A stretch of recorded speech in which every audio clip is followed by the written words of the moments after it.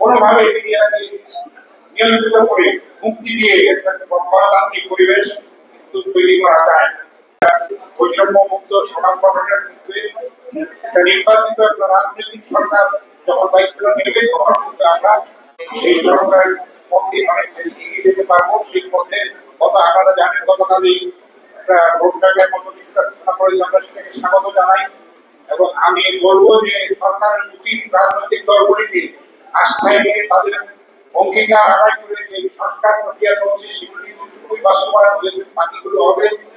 Ultimately কিন্তু রাজনৈতিক দলগুলি বাস্তবায়ন করবে, সেগুলি তাদেরকে আস্থায় নিতে হবে এবং এগিয়ে যাবে একটা বাংলাদেশ একটা সুস্থ গণতান্ত্রিক সংস্কৃতির প্রতিষ্ঠা চর্চা এবং বিকাশের জন্য একটা মুক্ত গণমাধ্যম প্রয়োজন। কিন্তু আমরা দেখতে পাচ্ছি একটা ফেসবুকের ভাষা এখন আমরা দেখতে পাচ্ছি, আমরা এটা চিন্তা করছি মিডিয়াকে নিয়ন্ত্রণ করা, মিডিয়াকে হুমকি দেওয়ার যে প্রবণতা লক্ষ্য করছি আমরা, সেটা খুবই অমঙ্গল সূচক, এটা কোনোভাবে গ্রহণযোগ্য না, এটা খুবই অনাকাঙ্ক্ষিত এবং আমরা এটা নিন্দা প্রতিবাদ করেছি।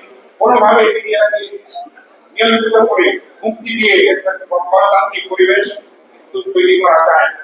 আপনারা শুনেছেন আমার পূর্ববর্তী বক্তা ইলিয়াস খান বলেছেন, আপনারা শুনে অবাক হবেন যখন স্বৈরাচার কবলিত ছিল আমরা দুজন, আমি এবং ইলিয়াস খান নির্বাচিত হয়েছিলাম, সেখানে ম্যাডাম খালেদা জিয়ার একটা প্রোগ্রাম এখানে ছিল, সেটা বাধা দেওয়া হয়েছে, তাকে ব্যান করা হয়েছে। তখন আমরা সেখানে প্রতিবাদ করেছি। তখন তৎকালীন সভাপতি শফিকুর রহমান এমপি বর্তমানে বৈঠকিত, আমরা কিন্তু অ্যাকশন নিয়েছি, আরো নেব আমরা। তো বলেছিলেন যে গোয়েন্দা সংস্থা আপত্তি করেছে। তখন আমি প্রশ্ন তুলেছিলাম যে গোয়েন্দা সংস্থার কথা মতো ইনভেস্টমেন্ট চলে কিনা, ৭০ বছরের প্রতিষ্ঠান। এখন যদি এবং খালেদা জিয়া নিষিদ্ধ করেন ভবিষ্যতে যখন শেখ হাসিনা বিরোধী দলে যাবে তখন তাকেও বের করতে হবে। তো এটা কিন্তু আপনারা মনে রাখবেন, এটা আমাদের বক্তব্য কিন্তু গ্রহণ করেন, আমরা প্রতিবাদে ওয়াকআউট করেছিলাম সেই সময়।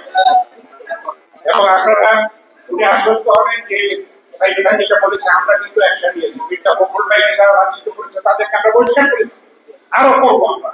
এই প্রক্রিয়া চলমান আছে, ফ্যাসিস্ট মুক্ত কিন্তু মিডিয়া এখনো হয়নি, কিন্তু সেটা চলমান আছে। আশা করি সুস্থ গণতান্ত্রিক একটা ধারা যখন এই দেশে প্রতিষ্ঠিত হবে তখন এগুলি মুক্ত হবে একটা ভাইব্রান্ট মিডিয়ার জন্য। এখন মানুষ কিন্তু তথ্য পাওয়ার জন্য তারা ফেসবুক সহ সামাজিক যোগাযোগ মাধ্যমে তারা নির্ভরশীল হচ্ছে। আমরা যদি দায়িত্বশীলতা পরিচয় দিতে না পারি তাহলে কিন্তু সেই অপতথ্যটা ছড়িয়ে পড়বে এবং সেটা কখনো কখনো দেশের স্বাধীনতা সার্বভৌমত্বের জন্য হুমকি হয়ে দাঁড়াতে পারে। সুতরাং সাংবাদিকদের উচিত দায়িত্বশীলতার সঙ্গে কাজটা সম্পাদন করা, বস্তুনিষ্ঠতার সঙ্গে তথ্যগুলি পৌঁছে দেওয়া, আমাদের সেই সুযোগটা আছে।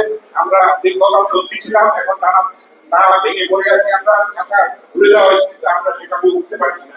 রাজনৈতিক দলগুলি সেটা পরিবেশ সৃষ্টি করবেন এবং যারা মুক্তি দিচ্ছে মিডিয়াকে তাদেরকে আমরা সতর্ক করতে চাই, এটা গণতন্ত্রের ভাষা নয় কোনোভাবে। আপনারা এটা থেকে বিরত থাকবেন, একটা ভাইব্রান্ট মিডিয়ার জন্য সবারই দায়িত্ব আছে, এই দায়িত্ব আশা করি আপনারা পালন করবেন। আপনাদের অনেক অনেক ধন্যবাদ। আল্লাহ হাফিজ। বাংলাদেশ জিন্দাবাদ।